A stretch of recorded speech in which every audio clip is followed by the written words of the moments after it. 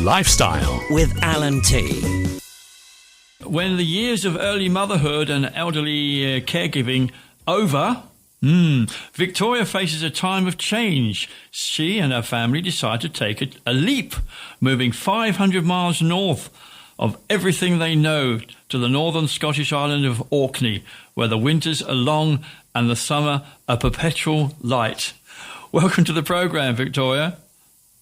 Hi there. Hi. Right, the Apothecary of By the Sea, a year in an Orkney garden. My goodness me. Tell us all about this. This is fascinating. Well, it is kind of what it says on the can. It is a year of growing an Orkney garden here. But it's also about our first year when we moved here to Orkney and what it means to make a change in life and to put down new roots somewhere. Pretty dramatic change, wouldn't you say? I think like most changes in people's lives, it's dramatic when I look back at it, but at the time it was just the change we were making and it was life. But yeah, I suppose dramatic now I look back. Well, what inspired you to want to do that? I'd always, for about 15 years, I'd sort of been in love with the place, with Orkney. Like many people, I'd fallen in love with it from a distance. We'd come here a few times, but we'd never been in a position to move. I'd been caring for my young son and I'd been caring for my parents. And then an opportunity arose and my son was sort of in his early teens, and we decided that we were going to go for it and have an adventure before he grew up and left home. Well, that's inspiring. I mean, as you quite rightly say, you know, motherhood, bringing up a child, and then, of course, with elderly caregiving for elderly parents, that's always going to sort of actually concentrate your minds and your time for a long time. So your inspiration was what, to the weather? Well, you know, I mean, it's certainly not the tropics, but it's a place that has a particular beauty to it. It has a light that I don't think I've ever seen anywhere else. Yeah. And I am surrounded by the sea, which I've always wanted to be by the sea. And it has community here and so many other things that maybe compensate for the less than warm weather. But then, you know, it's also, people think it's very, very cold, but it's not very cold either. So, well, you do get warm air that far north, I know, but at the same time, really, you're talking about a climatic change. But the thing is, the beauty of somewhere like that must be awe-inspiring as well. It must give you tremendous sort of ideas on and how to deal with day-to-day activities. I think that it's certainly a place where peace can be found pretty much everywhere. Peace and quiet. Peace and quiet. I mean, it's a quiet that I think is very rare as well. It's an absolute quiet. You know, you can go places and not hear the interruption of human beings, which I think is very, very rare. Just the sound of the sea and the breeze and the few birds singing. In Orkney, the breeze can be a little bit more than a breeze. Oh, right. I was being polite about the breeze. Yes, high winds can be quite challenging, I can imagine. So this idea of a year in an Orkney garden, what was this all about? When we moved here, the house had a small backyard. It wasn't gardened. It obviously had been left for a long time. This is our first house that we've ever owned. So again, not something that we thought we would ever do. We came from living in social housing, and I knew that I wanted to grow a garden here. Even though it was small, it was something that I wanted to do. It's something that I already did with my son. You know, we grew an apothecary garden, a healing garden where we were before, which was in my first book, All My Wild Mothers. Yes, of course. So when we moved here... So I was just going to say, you wrote a book, All My Wild Mothers, a lyrical, tender story of creating a wild apothecary garden on the Scottish and archipelago of Orkney. So in fact, there was a preamble to this. So this is basically the follow-up from that book. Agreed. Well, the first one was was written while we lived in Cumbria on the social housing estate. Okay, so that was before you actually moved to Orkney. Got it. Yeah. Okay. Yeah. So this one really, I mean, I tend to garden, I tend to return to plants, whether that's in the garden or around me, as a way of kind of locating myself and grounding myself. So when we moved here and everything was uprooted, it was kind of a natural thing to start growing the garden. But we moved in November, so we wouldn't be doing any growing then. And so that was kind of that first year. As the garden grew, obviously there's my own roots going down and my own sense of belonging, and coming to understand who I am now, as opposed to, now that I'm not just mother, just carer, just, sure. I would say just those things are all encompassing, but Absolutely. kind of return to myself. So the garden, was it self-sustaining? Do you just plant flowers and shrubs and things, or are you also doing vegetables and making it sustainable? Well, it is a very small garden. So the garden that we have here is mainly about using plants for their sort of herbal properties. Right. Well, similar idea. Yeah, still good. Yeah.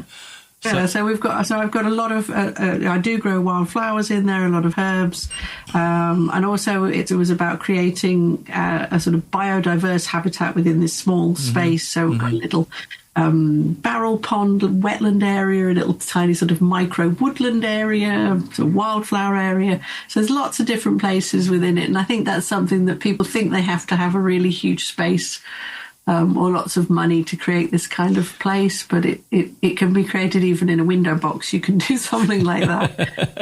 But I do grow vegetables as well in pots and barrels, and herbs are a good thing to do. In between the flowers. Yeah, and obviously, as we are here on a Zoom chat, obviously you have got modern communications where you are. Yeah, we've got modern communications. We have a regular bus service. We have supermarkets. So we have all of the things that you would expect. We maybe only have one of each thing. Okay. Why do you need more? Okay. Why do you need more? You haven't got so much of a choice, I suppose, but my goodness me. I mean, a place like Orkney, I mean, what is the population of the island? So the population of the archipelago altogether is just over 22,000. Yeah, it's just quite altogether small. In all of the inhabited islands.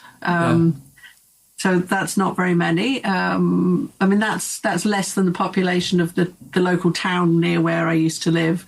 I can imagine. And the population of where I live now is around between 500 and 600.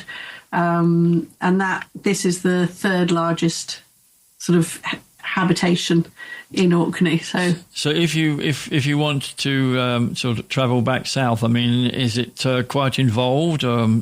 Taking ferries and so on? I mean, people call it remote. It's not remote in many ways. It's only really, I mean, on a good day I can see the mainland of Scotland from here. It's but what people sort of tend to forget is that Scotland is the same size as England. And we're kind of at the top of Scotland, and then you fall off and go over the water, and then you reach Orkney. So it does. There's ferries and a lot of driving or bus journeys. Great, we've got an electric bus service that runs from the top of Scotland all the way down. Right. You can fly. It's expensive. It's getting more expensive. Yeah, especially with fuel costs being what they are. Yeah. The weather is always in control, so it's something you have to learn. Sure. Well, I mean, I can understand with the beauty of where you are. I mean, there's got a lot of pluses, and yes, of course, I've got very used to being in warm climates now for many years. Has it caused you any problems with health living in that environment?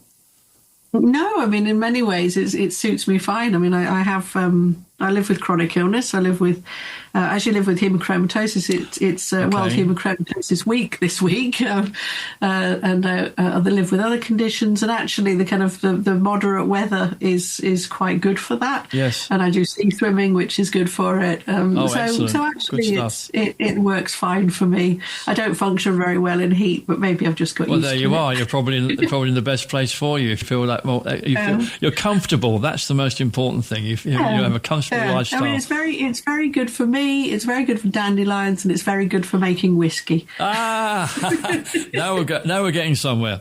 All right, well, The Apothecary by the Sea, A Year in an Orkney Garden. It's available now. It's a hardcover book. It came out a little while ago, but if you go to the TRE bookstore, you can find out all the details about it and where to buy it, of course. And if anybody wanted to sort of contact you or find out more about your books, other than just sort of obviously going to the book sites, do you have a website or social media contact? I do have a website, which is victoriabennett.me. .me? Easy to remember. .me. Wow, you actually got a .me, have you? M-E? Yes, I've got a .me. That's the first one I've come across, victoriabennett.me. I'm impressed. That is clever. Is this a new extension that they've introduced? Because I haven't. I think it's reasonably new. Yeah. Yeah, I think it must be. Yeah. That. Mostly .com, and we because us with the TRE.radio, we got a radio extension, and it's all becoming very, very personalised, isn't it? Oh, well, that's easy to remember. victoriabennett.me, M-E. So don't write in com or Yahoo or anything like that. It's .me. I'm very impressed with that. I'm very impressed. I'm going to look that up now. I fancy one of those. Not really. Victoria, thank you so much for joining us today. Is there anything you wanted to add? You want to sort of give us any particular anecdote or something from the book before I let you go? I think that I wanted to just let people know as well that the book is... it was a lovely thing because I got to write the book, but also my husband illustrated it, so it's full of these beautiful pictures from our walks and our journeys around the area. And I think that it's also it's part memoir, but it's also a garden guide. It's got introductions to apothecary gardening if you want to use plants for well-being, and it's got a kind of introduction to how to grow biodiverse gardens. And it's just I think what I want is it to be it's a very gentle read. It's for people in times of transition, I think, in times of change. But it's also maybe a pocket full of light for these times. This is wonderful. And Catherine Simpson says, a beautiful haven of a book, richly nourishing, inspirational and full of hope. Author of When I Had a Little Sister. That's Catherine Simpson says that. And you've had some nice comments about the books as well. So I congratulate you and I wish you success with this. And obviously our listeners can now go and find out more about it by going to the TRE.radio book page, and it'll sort of give them all the details about where they can obtain it. Thank you so much for joining us, Victoria, and I appreciate your time today. And enjoy Orkney. All I can say. I will. And thank you for inviting me along. It's been lovely. It's been a real pleasure, and thank you very much indeed for your time. Much appreciated. Take care.